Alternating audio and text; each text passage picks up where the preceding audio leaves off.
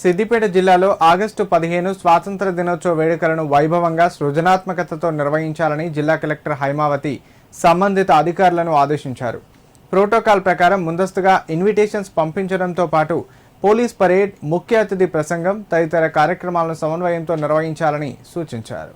సిద్దిపేట కలెక్టరేట్లో స్వాతంత్ర దినోత్సవ వేడుకల ఏర్పాట్లపై జిల్లా అధికారులతో కలెక్టర్ హైమావతి సమీక్ష నిర్వహించి పలు సూచనలు చేశారు. ఈ ఏడాది వేడుకలను సిద్దిపేట పోలీస్ పరేడ్ గ్రౌండ్ లో సాంప్రదాయబద్ధంగా వినూత్నంగా నిర్వహించాలని పేర్కొన్నారు. కార్యక్రమానికి హాజరయ్యే అతిథులు, విద్యార్థులు, ప్రజలు, మీడియా ప్రతినిధులకు ఎలాంటి అసౌకర్యం కలగకుండా తగిన సీటింగ్ ఏర్పాటు చేయడంతో పాటు స్వచ్ఛమైన తాగునీటి సౌకర్యం కల్పించాలని ఆదేశించారు. ప్రభుత్వ ప్రాధాన్యత కార్యక్రమాలను ప్రతిబింబించేలా వివిధ శాఖల ఆధ్వర్యంలో శకటాల ప్రదర్శన, శాఖల స్టాళ్లను ఏర్పాటు చేయాలని తెలిపారు.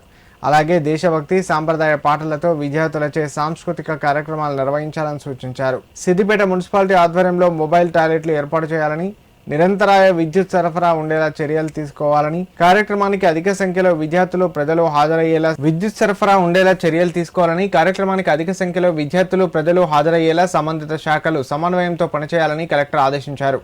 ఈ సమావేశంలో జిల్లా అదనపు కలెక్టర్ లక్ష్మీ కిరణ్, అదనపు డీసీపీ సుభాష్ చంద్రబోస్, డిఆర్ఓ నాగరాజమ్మ, ఆర్డీఓలు, వివిధ శాఖల జిల్లా అధికారులు పాల్గొన్నారు.